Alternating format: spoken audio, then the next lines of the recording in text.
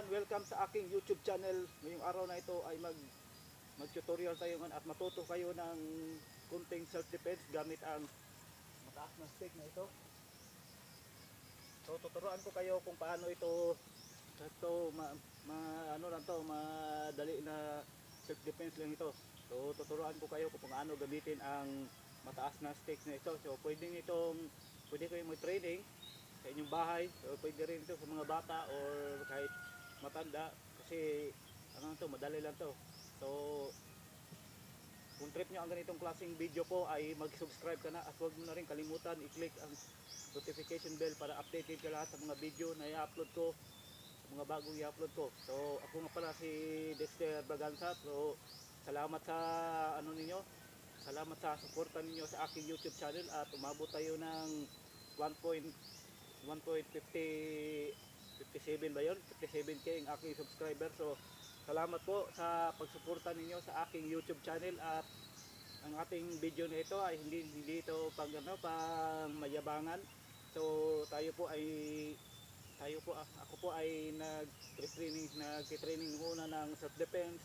So taekwondo, Muay Thai, Wushu. So itong video na ito ay isi-share ko lang sa inyo ang mga natutunan ko sa aking mga kapatid diyan. So itong video na ito ay tutorial. So tinatawag nito ay long stick bow stop. So ganito ang tamang taas ng long stick. So hindi ganyan, hindi naman masyado, hindi pantay sa ulo. So hindi naman masyadong mataas. So ganito lang. So ngayon ang ituturo ko sa inyo ay ang tinatawag na spinning.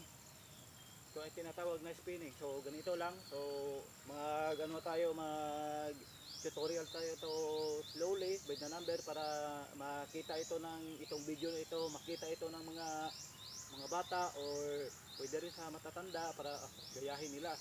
So para mag-ingat lang kayo sa inyong pagsasanay. So simulan na natin.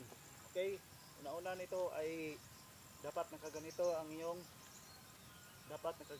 hindi ito sasayad sa kilikili. So ganyan, para pag ganyan, pag ikot, tapos ganyan, ikot, yan. So pag nag-spinning kayo, so ganyan ang forma. Okay, so dito dapat sa sentro sa dibdib. Okay, and spinning, so hindi siya nasasayad sa kilikili. Okay, pero dito ang tama niya dito ay dito sa pinti. Kung kaso may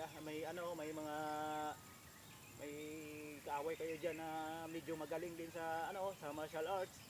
So ikaw kung bihado ka sa kung hindi ka marunong sa halimbawa may itak siya, may siya diyan, may 2x2 siya diyan. So pwede niyo gamitin itong bow staff cudgel na ito. So gumamit lang kayo ng itong mataas na stick. Okay, so intro dito sa dibdib and dito. Yan. Dito. Okay, dito ang kanyang tama. So para hindi matamaan ang ulo, ay pwede niyong ganahin ang iyong ulo. Okay, so sa ibabaw ng ulo. Okay, mabilis. So mabilis man. Okay, so dito na naman tayo. So ganyan ang tamang forma sa dibdib. 1, 2, 3 and up. Okay, dapat nakaganyan ang iyong ulo para hindi siya matamaan ang iyong ulo pag ikot ng stick dito sa babaw ng iyong ulo. Tapos ganyan ang pag and push. Okay, ganyan. Ito, dito sa likod. Okay. So, ang ikalawang ituturo natin ay yung tinatawag na, so natuto na kayo sa one step, ikalawang turo na naman. Okay. Dapat ang iyong kamay ay ganyan ang paghawak. So, okay, so ito dapat, so kapag na-spinning kayo, dapat ang iyong abaga ay naggaganyan rin, nagsishaking rin. So 1 2 3 4 5 6 7 8, kaya atras tayo ng konti. So dapat ganyan ang iyong forma. Sa step forward ito at step back. Okay. 1 2 3 4 5 6 7 8 9 10. So ano ba ang purpose niyan? So ang purpose niyan ay para hindi makalapit ang iyong kalaban. So para hindi makalapit ang iyong kalaban, okay? So 1 2 3 4 5 6 7 8 9 10 11 12 13 14 15. Okay. So 15 counts lang ito. So ano na nang medyo mabilis na ang pag spinning. Okay. 1 2 3 4 5 6 7 8 9 10. Okay. 1 2 3 4 5 6 7 8 9 10. Okay, so hindi na siya makalapit ang iyong mga kaaway. So ganyan siya kung may dala silang kutsilyo o kaya ganyan siya, parang nagdadalawang isip sila na lapit sa iyo kasi magaling ka mag-speeding. So dito naman dapat nakaganyan ang iyong, dapat ito, so tutukan niyo to ng todo, ito kamay ko. Okay. 1 2 3 4 5 6 7 8 9 10 11 12 13 14 15. Okay. So harap ako dito. 1 2 3. Okay. So para hindi siya ang purpose din dahil nagganyan ang ating abaga para hindi ito matamaan kasi kapag ka lang, pundo ka lang, ang hindi ka ganyan ay may posibilidad na matamaan ang iyong paa. Ganyan. Okay? Dito pa. Tamaan ng abaga. So ganyan lang yan, easy lang yan. So itong tutorial na ito, sana ito ay replay nyo, itong video na ito, i-replay nyo kasi para naman to sa inyo. So hindi ko to tinuturo para ipanakit nyo sa inyong mga kaaway. So ituturo ko ito para sa inyong pang depensa sa inyong mga kaaway. So alam naman na ngayon na panahon ngayon, so marami ng mga loko na tao dahil alam naman ngayon wala nang naniniwala sa Diyos kasi ngayon eh. Kaya bahala na sila sa sarili, magano sila diyan, magpakatarantado sila diyan, grupo-grupo diyan.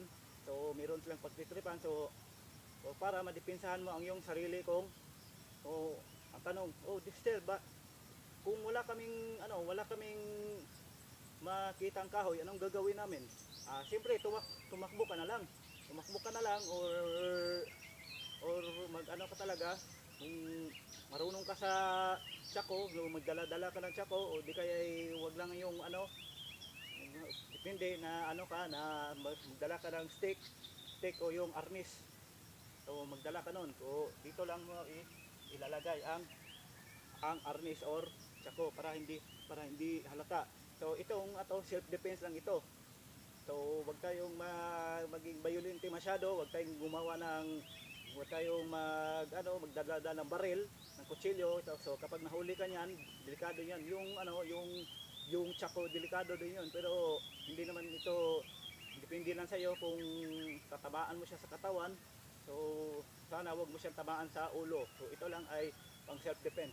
So ngayon ang katatlong technique natin ay pag natutunan natin ng dalawa, so ikatatlo na ito. So madali lang ito.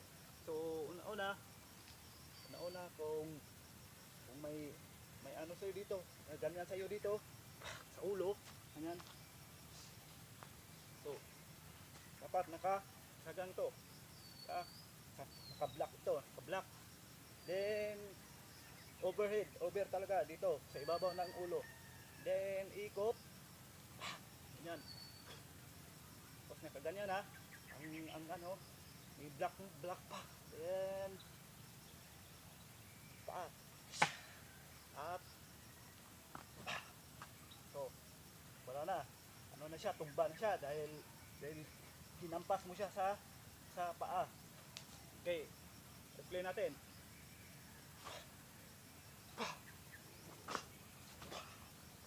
Okay, replay natin.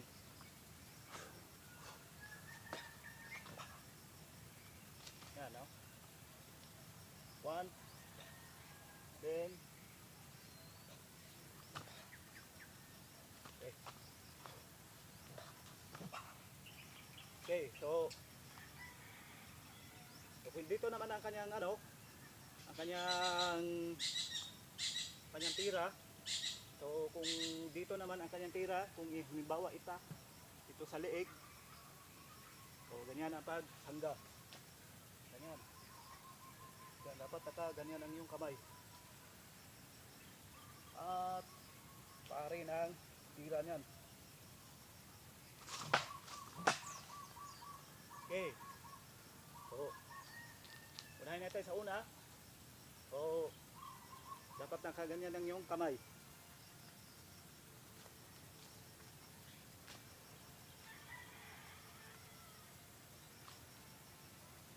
One.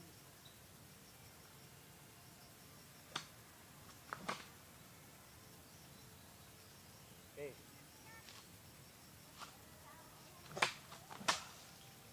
Okay, number 2. Section dito.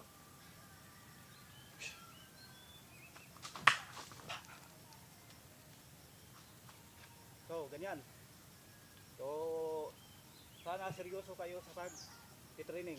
So, sabi niyo, hindi na kami papaktis niyan, wala naman kaming kaaway. So, sigurado mo ba na wala kang kaaway? So, ngayon sabi niyo, kung sasaktan kami, isusumbong namin sa pulis. So, pulis dyan, o sa barangay. So, paano mo isusumbong kung bugbog ka na? Dapat kung hindi natin alam, dapat marunong ka talaga ng self-defense kahit konti lang para medyo maprotektahan mo ang iyong sarili. So, sabihin nyo na kung may mananakit sa amin, isusumbong namin sa otoridad, sa mga barangay. So, pwede ngayon. Pero kung malapit ang iyong bahay sa station ng pulis o di kaya sa barangay hall, pwede yon. Pero kung malayo ka at gumagala-gala ka sa ibang lugar at may nantitrip sa iyo, so meron bang tutulong sa iyo kung pagtripan ka sa gabi? O wala. Okay, dapat marunong ka ng self-defense kahit kunti. So yan lang po i-replay natin ang una, pangalawa o tatlo. Okay. 1. So dito, huwag kalimutan dito na hindi siya masasagi dito sa kilikili.